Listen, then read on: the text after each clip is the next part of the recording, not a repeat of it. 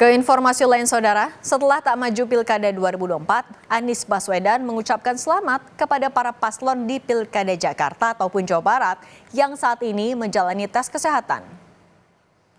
Anies juga berharap suasana demokrasi akan semakin sehat.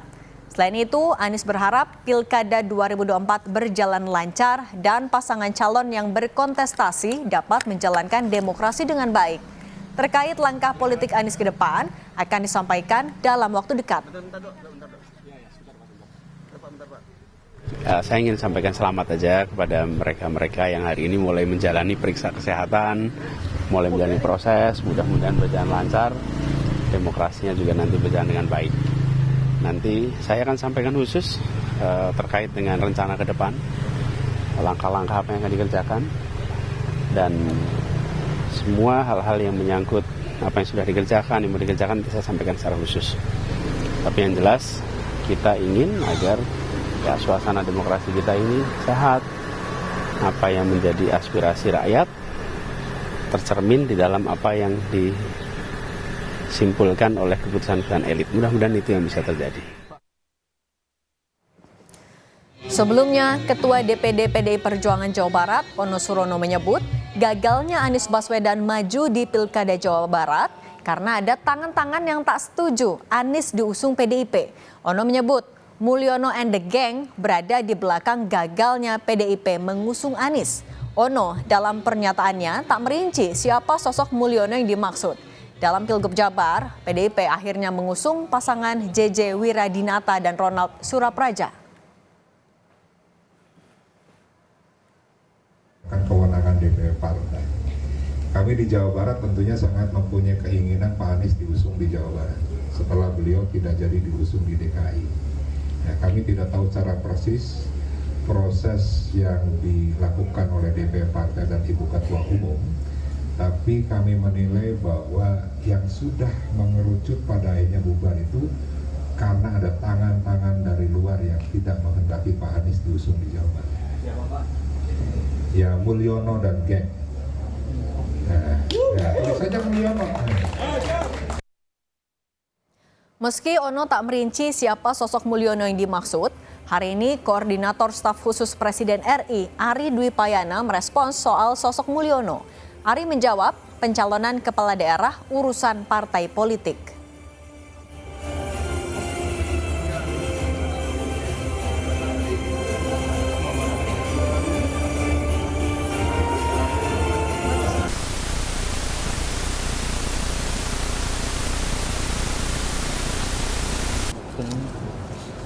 Di tengah. Assalamualaikum. Dan saudara, kita dengarkan terlebih dahulu pernyataan dari Anies Baswedan usai kemarin tidak jadi maju di Pilkada. Assalamualaikum warahmatullahi wabarakatuh. Seperti teman-teman sudah tahu juga, semalam itu batas akhir pendaftaran Pilkada. Pendaftaran sudah ditutup.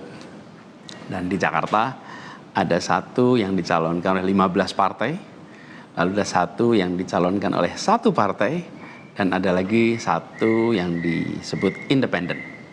Dan saya tidak termasuk di dalamnya. Jadi dengan begitu maka udah final ya, bahwa saya tidak ikut di dalam kontestasi Pilgub di Jakarta tahun 2024 ini. Dan kemarin juga sebetulnya kita menerima undangan tawaran untuk ikut dalam kontestasi Pilgub Jawa Barat.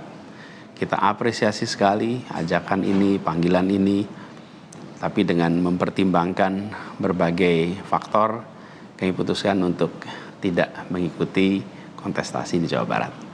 Nah, saya ingin sampaikan beberapa poin respon singkat atas situasi yang saat ini sedang terjadi. Pertama, saya ingin sampaikan terima kasih. Terima kasih banyak kepada semuanya yang selama 1,5 tahun ini, hampir 2 tahun, ikut mendukung perjuangan yang luar biasa di jalur Pilpres, Pilgub, sampai dengan titik ini. Gak bisa saya sebut satu persatu, terlalu banyak. Tapi yang jelas, semua yang terlibat adalah pejuang yang luar biasa, yang membuat perjuangan besar ini terasa jadi ringan, terasa jadi bermakna. Dan semoga Allah SWT, Tuhan yang Maha Kuasa, jadikan perjuangan kemarin sebagai catatan amal untuk kita semua. Dan insya Allah kita terus berjuang untuk tujuan yang sama ke depan. Kita selalu bicara tentang kesetaraan, keadilan, kesamaan kesempatan, keinginan untuk Indonesia yang lebih adil, lebih maju, lebih sejahtera buat semuanya. Nah, dalam itu juga, jadi 2 tahun terakhir ini ketika kami keliling, berkampanye, menemukan begitu banyak hikmah, pelajaran yang luar biasa.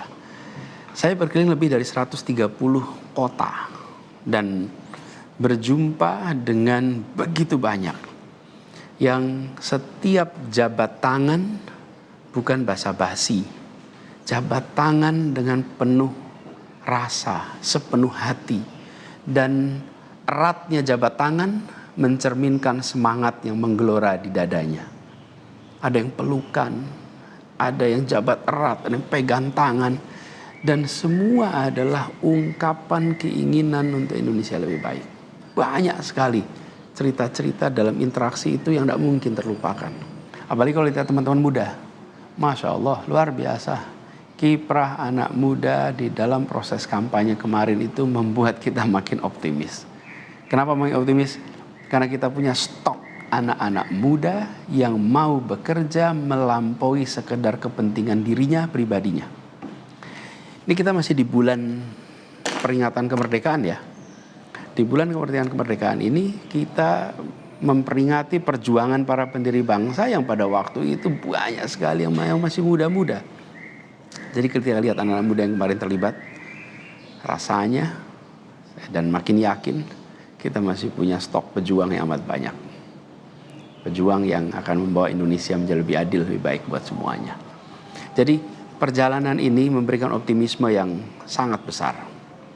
Dan rasa optimisme ini makin tumbuh melihat berbagai elemen masyarakat sejak minggu lalu yang turun langsung mengawal keputusan MK dan mendorong tegaknya amanat reformasi yang memang kenyataannya ini, sayangnya ini, banyak dihadapi dengan cara yang represif dan berlebihan.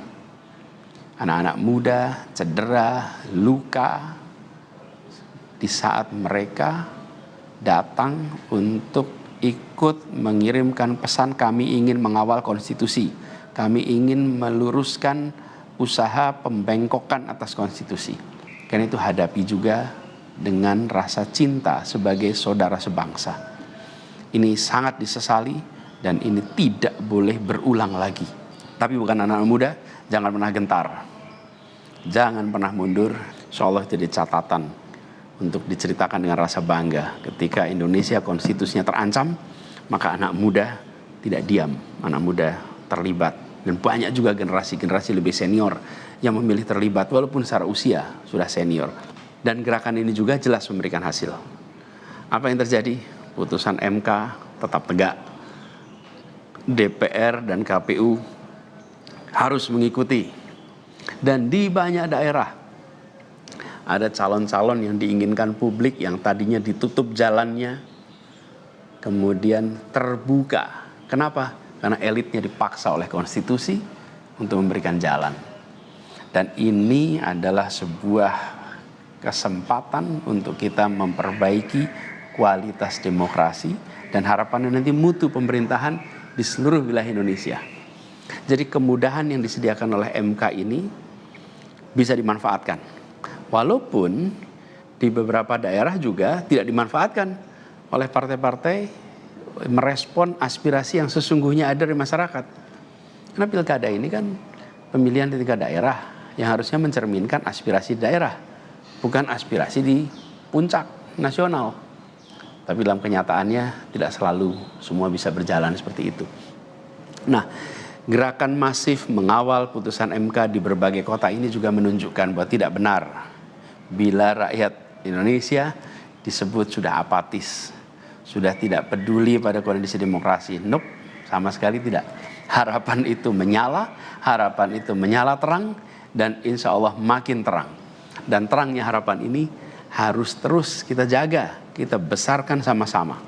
Nah, hal lain yang ingin saya sampaikan, bahwa takdir Allah, Tuhan Yang Maha Kuasa, sudah tertulis bahwa saya tidak mengikuti kontestasi kali ini.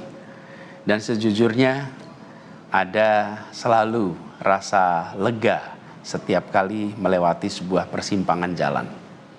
Ketika amanat itu diberikan, artinya Allah SWT meyakini bahwa ini yang terbaik. Dan ketika amanat itu tidak berikan, saya yakin Allah SWT sedang melindungi pada kita. Jadi itu juga yang saya jalani selama ini. Begitu kita menyaksikan situasinya, hasilnya, maka saya yakin insya Allah ada hikmah-hikmah besar yang akan muncul nanti. Mungkin ada yang tanya, Pak Anies, ada nggak penyesalan tidak mengikuti pilkada ini? Kalau saya ditanya ada penyesalan, tidak ada. Ada penyesalan itu. Apa yang saya sesali?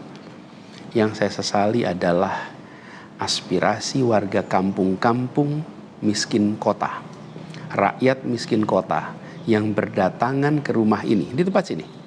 Setelah selesai pilpres kemarin, bergantian, berombongan datang bergantian, menyampaikan keinginan, aspirasi, Pak tolong kembalikan kondisi yang... Demikian pernyataan dari Anies Baswedan usai memastikan ia tidak berkontestasi baik itu di Pilkada Jakarta maupun di Pilkada Jawa Barat.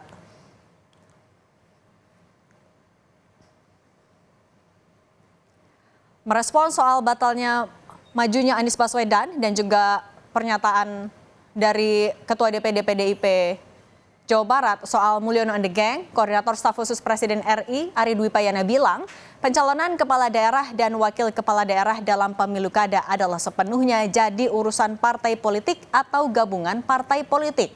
Keputusan pencalonan atau tidak dicalonkannya seseorang diputuskan melalui mekanisme internal partai masing-masing. Setiap partai memiliki kedaulatan untuk memutuskannya. Jangan sampai semua problem putusan internal partai selalu dikait-kaitkan dengan presiden.